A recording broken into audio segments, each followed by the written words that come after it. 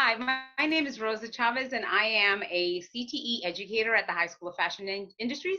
Today, we are here with industry leader in fashion marketing and management, Mr. Nate Hinton.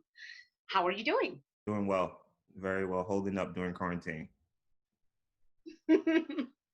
So I had said that I remember you from last year. You were actually our commencement speaker, and you gave such an amazing speech that is where I remember you from. So I want to thank you so much for giving your time to our students, and I have a list of questions to ask you. So yeah, do you recall what you said about that speech last year? Well, Rosa, let's see. I do recall certain parts of it because, in general, it's sort of ethos of how I live. The mantras I still repeat most, like, definitely now because I need to like remind myself while like being isolated from everyone that I still am powerful, I still am capable, and to encourage myself to continue to achieve the things that I want. So yes, I do. That's awesome. Yes, it was. It was very memorable. And if we have it recorded, I will invite Miss Arkame to find the file and probably edit it in. But if she can't, that's okay. Because you know what? I I'm have the pretty sure file if that. you need it. Okay, that's Yeah, cool. Yeah, yeah, we would love that. All yeah. right. So let's start with the questions. So, Okay. how long have you been in this position and industry field? Well, I started in PR about 15, 16 years ago. And up until almost 3 years, well, 2.5 years now, I've been working in corporations. So I worked with brands like Prada and Diesel. And then I worked to the big PR, the fashion PR agencies. And 2.5 years ago, I decided to start my own company. And so I founded the Hinton Group. So I've been in this current role for 2.5 years.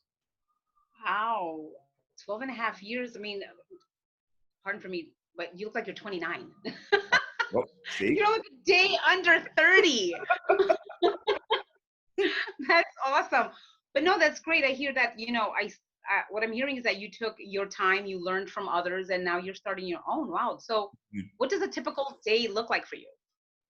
Um, uh, Normally, it would have been waking up, checking email, planning the day out, and then conference calls about events and shows, planning events and shows, managing a full team of PR managers, and teaching them how to do their jobs at a level that the clients will appreciate, while also at the same time scouting new business to increase or enhance my roster, and planning for the future. And now, like, it's not so much different, as the only difference is that I'm not with the team physically. I'm still scouting new business.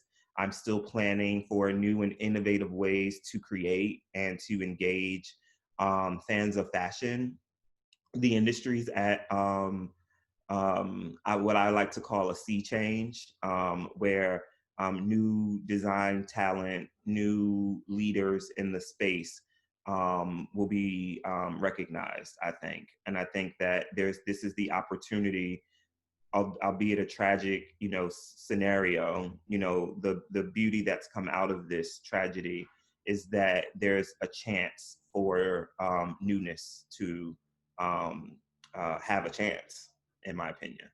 I completely agree with you. That is completely, I believe that out of darkness, so much beauty can come out of it. Yeah, So yeah. it's how you see it.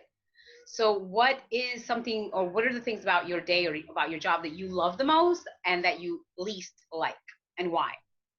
Um, I'll start with the least like, because they're few. Because if there's anything that if you don't like more things about your job than you like, get another job. Um, but I don't love the administrative part of the work that I have to do. So there's the business management part of the creative side of everything, which is important for someone who wants to either be a designer or who wants to be an executive, a creative executive. There's still that administrative, financial part of the business that you should know.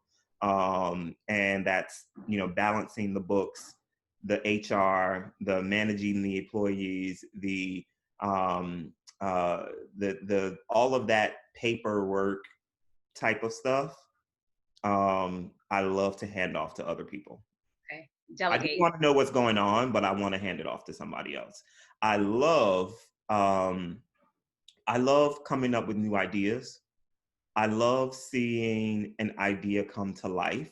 Like right now with Pyer, we're on a conference call and we were all brainstorming, and I'm just like, why not do a drive-in premiere for like this film?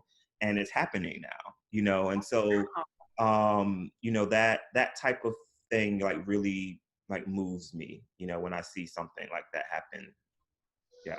So just to give a little bit of understanding to our viewer, can you talk a little bit about Pyer and who he is, just to give a little bit insight to our Oh viewers? yeah, for sure. Well, Kirby Jean Raymond, a graduate, a former student at High School of Fashion Industries, is an award-winning designer, a genius talent, a really good friend of mine now, but also my client. And he runs Pyer, which is a New York-based label, now a very global presence. He's won the CFDA Vogue Fashion Fund Award, and has had multiple collaborations, has so many major plans in the works that I can't wait for people to see. But he comes from Flatbush, Brooklyn, and is, very vocal about telling stories of people of color and showing a younger generation that no matter your circumstances, you still have a story to tell, and that you still matter. And it's been an honor, a privilege, and like one of the joys of my career, to be able to work and represent him. That's good, because I want our students to understand that when it comes to the world of fashion, it's not just sitting down and designing clothing. There Yeah. is just so much more to branch out and to work at, and that's the whole purpose of our career day, is to introduce them to role models such as yourself, that they can understand that, you know what, I can be a public relation person, Yeah. just to get, because I think that the whole idea can be commercialized or kind of like glorified in movies, and they think it's all glitz and glamour. And that leads me to to my next question, which is, what led you to your current career job? Um, I told this story at graduation last year. And it was a combination of um, working in environments where I wasn't exactly happy, seeing a lane for myself and what I wanted to promote. And you know, I wanted to tell the stories of the people who I'm friends with, and as a publicist, I wanted to do that. As a brand consultant, a business builder, as a strategist, I wanted to provide the emerging design talent, who a lot of which I work with, and bigger design houses, and other types of companies, ideas from my point of view.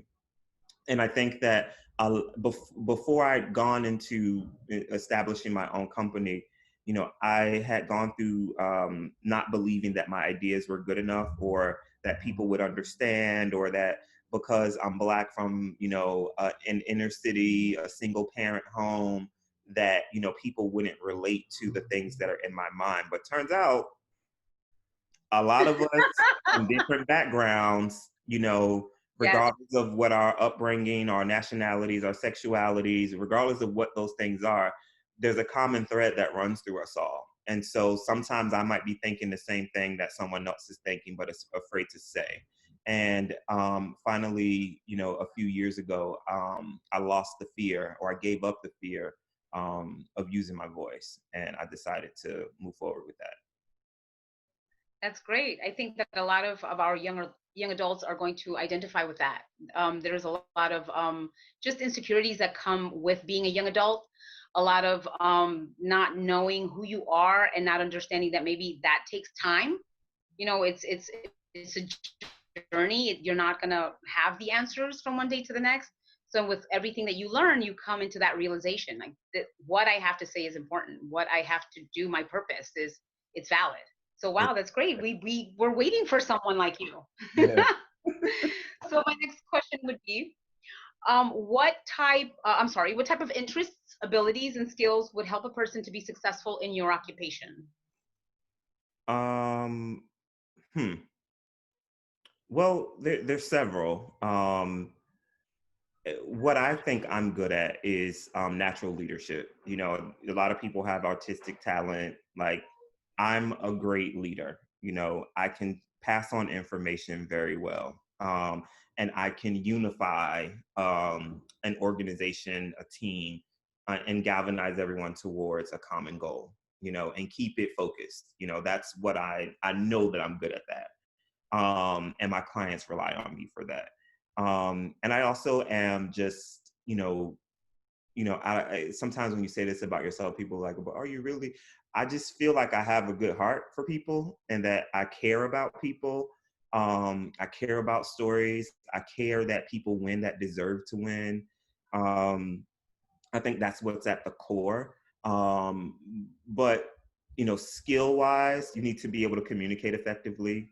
You need to be able to, problem solve efficiently without getting too frazzled or in your head. Learn to accept the mistake, roll with the punches, and fix it and move on. You do need a level of creativity. You need to be able to go out into the world, into the culture, and know what's going on, understand the world around you, and be able to apply it to the things that the design people create. But also understanding that in my role, a lot of my clients are designers. I do work with other creative industries, but a lot of my clients are designers, and they create from the world around us. It might be an imaginative or an exaggerated, version of what is going on, but most artists, most designers create from what they know and what they've seen, what they've experienced. And so my job is to hear that, see that, and communicate that to the rest of the world. So you definitely have to be a great listener to understand and communicate that. Do you find it something that is easy of you to do, to communicate that information and to find innovative ways to communicate that information? You know what? I'm gonna be really candid here. In my professional life, that is the easiest thing for me to do. My personal Okay. life, not so much. But Okay. my professional life, it's like, because it's not about me. It's totally not about me. I'm communicating another person's story, another person's journey, and I am so good at that. Like, I am very, very good at interpreting what someone is trying to communicate through an art form. I think that that's the whole thing about being a leader, stepping outside of yourself and leading the group Yeah. because you're taking their best interest at heart. Whereas in a personal setting, you are working with someone and you have Yeah. to listen and compromise with Yeah. someone. Oh, So it yeah. becomes different when it comes to a personal situation. Yeah. Totally. Totally. All right. So next question.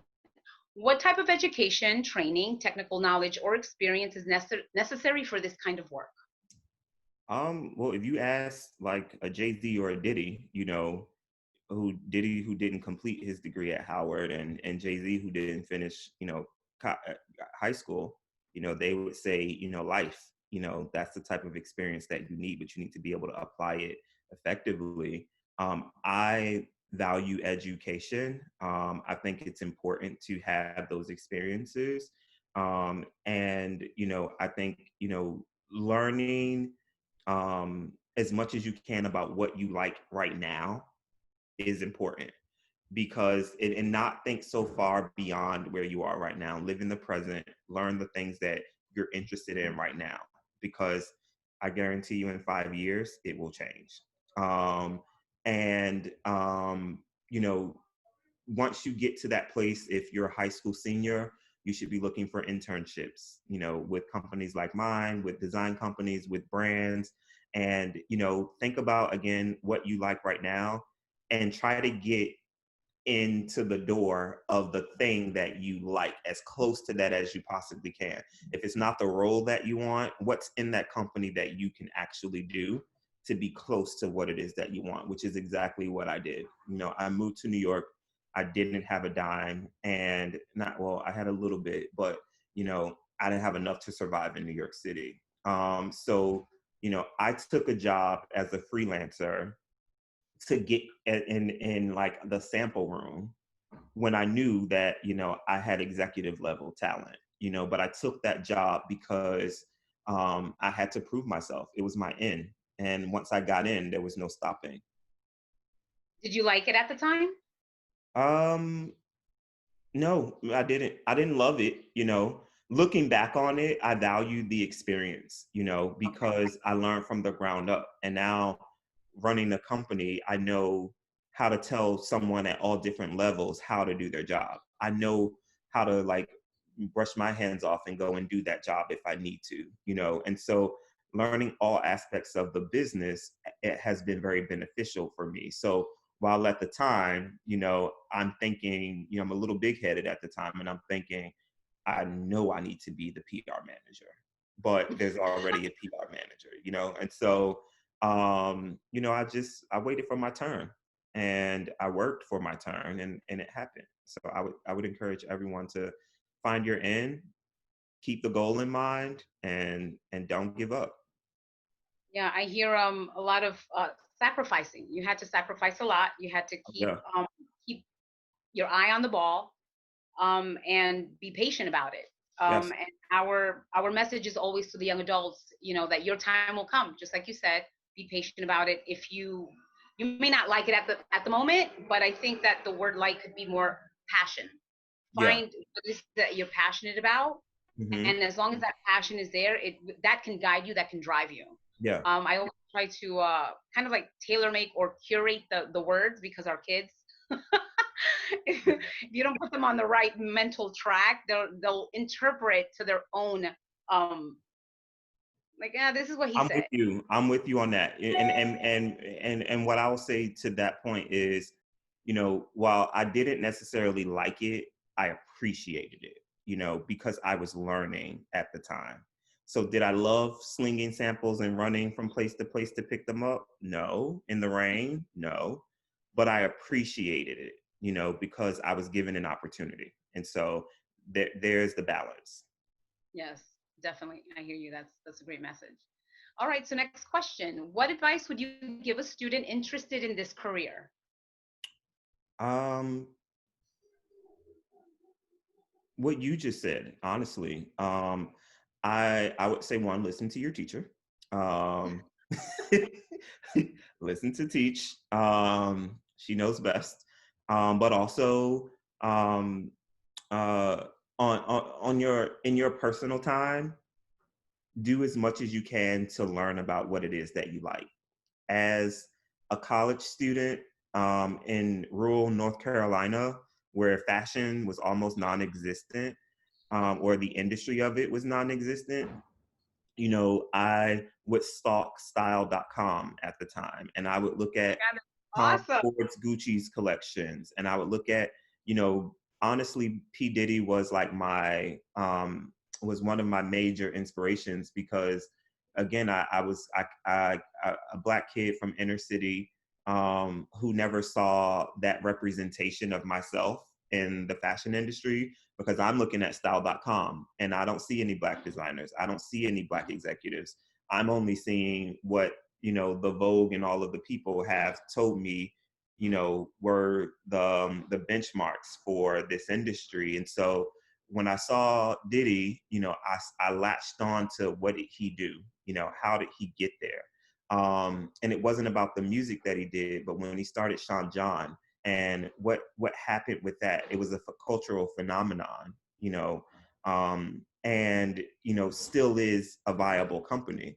And so I looked at like him being able to juggle music, fashion, film, you know, all of these different mediums. And I thought to myself, that's me. I'm him. You know, I want to be that guy. You know, I don't want to be a designer. I want to run the business. I don't want to be a musician. I want to tell them what to do. You know, it was that kind of thing. And I followed his career for a very long time, you know, and until, you know, I found other mentors.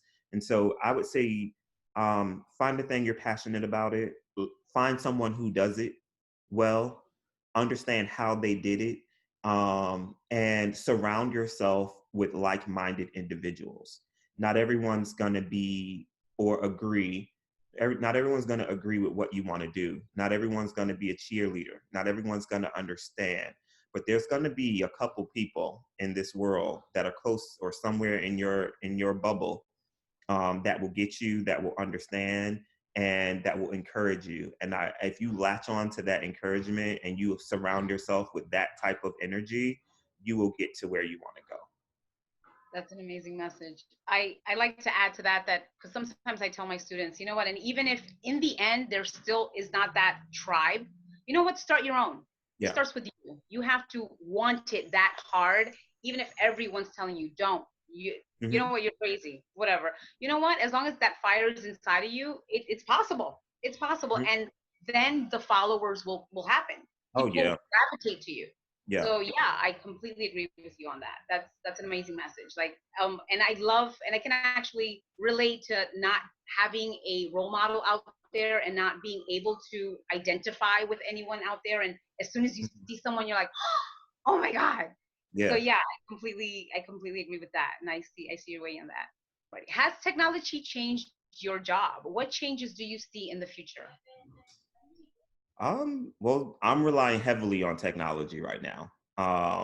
You know, this probably would have happened in person, if we weren't in the middle of a pandemic. But this is, you know, technology. Zoom is helping us to communicate. Technology has been helping us to connect with each other. What people feared about social media is those same people are relying on social media to get messages across. And so I embraced technology a long time ago. You know, I'd been at companies where I'm like, you know, 10 years ago, you need to get on top of digital. You need e-com. You need to think about how the kids are communicating right now. And I was shut down and shut out and told to be quiet, you know. But I didn't give up on that, you Oh know. my goodness, And I'm like curious. I want to know what company was this, you but know, you don't have to say it. but it's true. It's the truth. And if those companies see me talking about this, they'll know exactly what I mean. Because and I have old strategies where I'm telling my director, you know, and I kept all of them. I have old strategies that I wrote, where it's like we need to be on the forefront of e-commerce and digital, and I was shut down by Italian brands. So I'll leave it alone. Anyway, um, I think that technology is super important to use it responsibly, is important. We should use technology to connect with each other, but not only technology. You know, you can't lose the personal side of the connection, because if you do, you're going to lose customers and the relatability factor of what you do at some point. But I think that technology enhances how we communicate.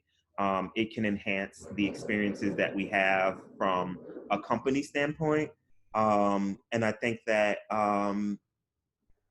it's very beneficial, for if you, especially if you are a designer and you're creating your own thing. If instead of trying to chase retailers to get into, you know, your stuff and buy into your stuff, you know, creating a website or an Instagram page and putting your design out, you know, could easily get people interested, you know, and it might take time, but keep posting it, you know, and keep doing it and stick to what your vision is, because somebody somewhere is going to say, "Ooh, I like that," you know, and that technology is going to help you connect with someone that's across the world, you know, across the country, across the city. And I think that if you use it correctly, it can definitely be a beneficial tool. Well, you being in public relations, what would be some suggestions you would give our students as far as their own social media platforms? Like what's a yes, what's a no, what's a do, what's a don't? Well, I mean, on my own, on my personal social media page, I I have my own thing. Like it's really my friends, my family, myself, And and it's if I, private. yeah, no, it's not. It's public. Okay. It's public. But I don't feel confined or constrained by anyone to tell me what to post on my Okay. personal page. If you don't like what's on the personal page, please don't follow me. That's You good. know, like I don't do that to get the likes and the followers. Like Okay. I could care less. Some people care about that, and that's fine. And so if you care about that type of thing, then make sure that the messaging about what you're putting forward is consistent. That's the most important thing. Consistency is important. Don't look at my page to get that vibe because I haven't posted something on my grid in about 4 weeks or so, but I have posted on stories and most of it's reposts of what somebody tagged me in. So, Okay. um, but I would say consistency is important on social media. Understanding that a lot of people take social media at face value. And so how you present yourself, it employers will look at that. I am very cognizant of that. Like you won't see me, partying and like with bottles in my hand. Like none of you should either. Actually, Thank uh, you. none of you should.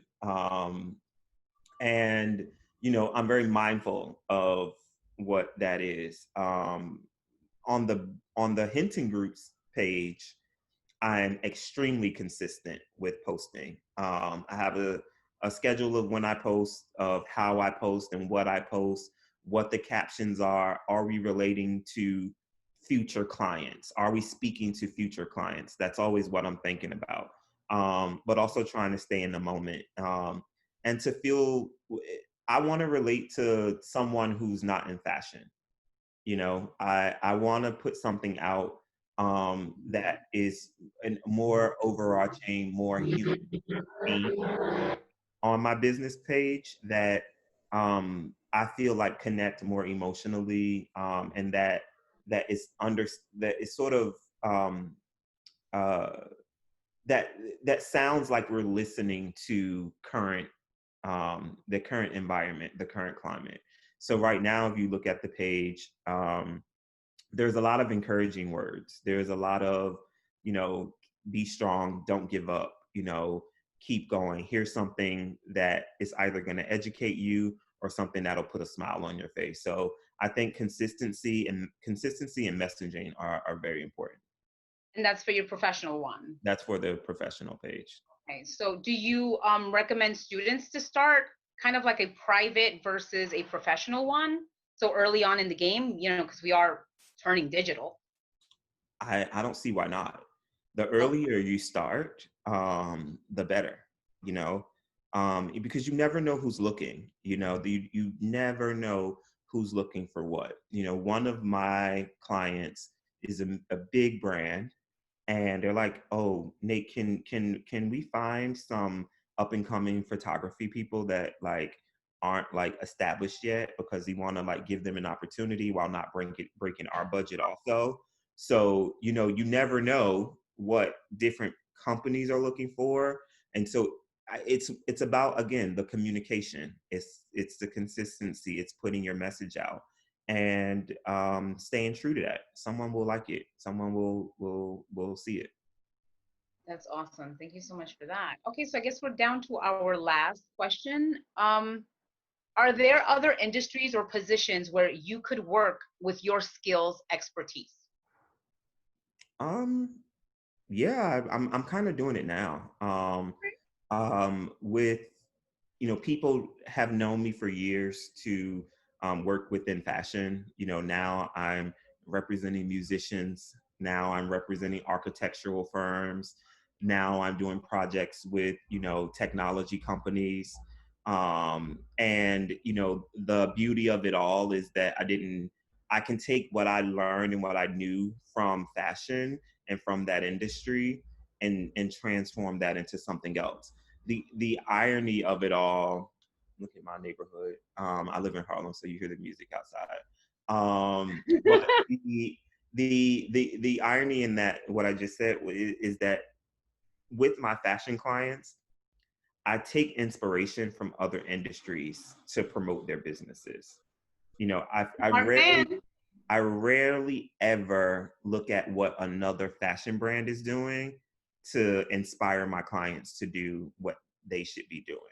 I'm always looking at the most successful industry at the time, or, you know, from the past. Like, this is what that was a phenomenon. Like, how do we make that modern day, you know, for fashion and or for music? And if you take inspiration from the things around you and not box yourself into one thing, you'll see that there's many opportunities. I'm one person who believes that we were put on earth to do more than one thing. That, you know, we're not just here to, if you design, that you can only be a designer. You know, you can be a designer, you can be a director, you can be a designer and a singer, you can be a designer and a publicist, you can be a publicist and a writer. You know, you can do multiple things if it's within you. And so I would just say to explore your talent. And again, it's important to just not give up. I'm hearing the word transferable skills, because we try to push that onto our students and let them know that, you know what, you came to the school for 4 years and you applied a major. And to me, it's mind blowing because these children are between 13 and 17. Those are 4 years where they're still beginning to understand who they are.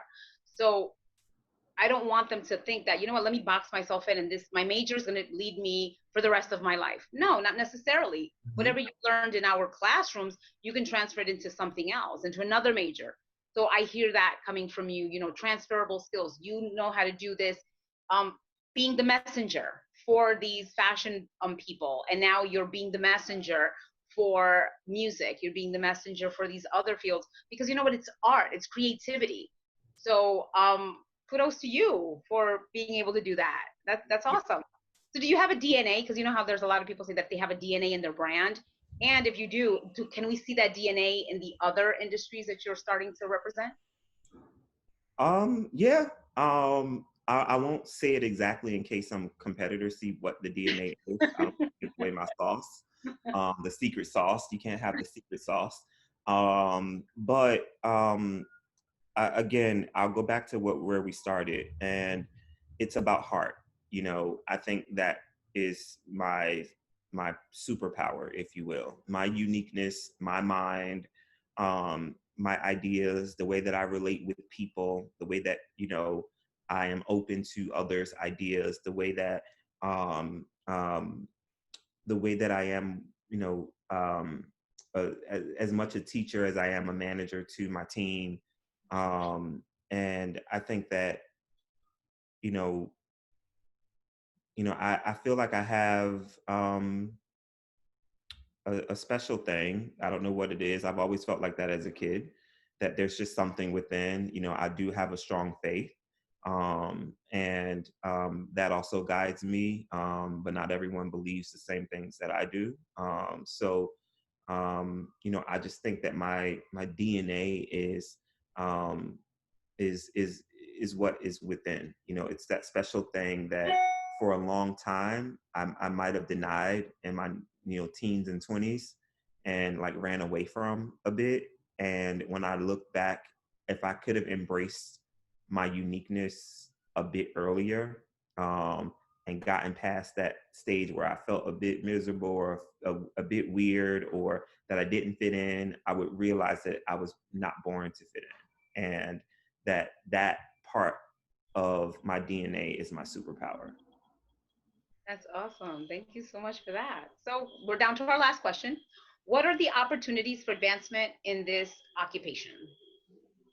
Um, well, there's definitely internship opportunity. I think that, you know, as speaking to the high schoolers, you know, the young adults, if, you know, you want to, you know, be a part of the fashion business or the apparel industry or any creative field, um, I think that right now, looking at retail, it's a bit grim.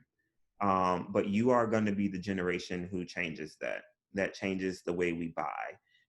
You're going to be the generation that implements more sustainable product, that saves the planet, that drives us forward. And so I would encourage you to, one, definitely seek out what opportunities, be it internships to start out with at your level. But I would also think about what you would want your job to be, and what you would want your career to be, and try to find that, and get close to that. But immediately, it really is about getting your foot in the door, learning as much as you can, and applying to those internships, and or even, if it's a mentorship with someone in the business, writing to those people on Instagram, or sending an email, and saying, hey, can I volunteer for a summer in your office? Or can I be an internship? I'll work for free. I just want to learn, and those types of things show your passion. They show your desire to be a part and to create and learn. And most times people pay attention to that. All right. Okay, so is there any last things you'd like to add to our time together? Well, thank you, Rosa, for the good questions, and the gems that you dropped also. To the students, again, remember that you're important, that you're, the best at what you do. You can be successful. And don't forget to repeat your daily mantras to yourself. And if no one else believes in you, I do. And more importantly, you should believe in yourself. So what's one of your daily mantras that you say daily? Um, I always say, let me just give it to you really quickly. I know who I am and I am enough. I choose to be present in all that I do. I am worthy of the best things in life. I am free to be myself. Each steps that I take are taking me where I want to be. I matter. My wants and needs are just as important as anyone else's. I am allowed to say no to others and yes to myself. And with this breath, I release everything that no longer serves me. And then you take a deep breath in and a deep breath out.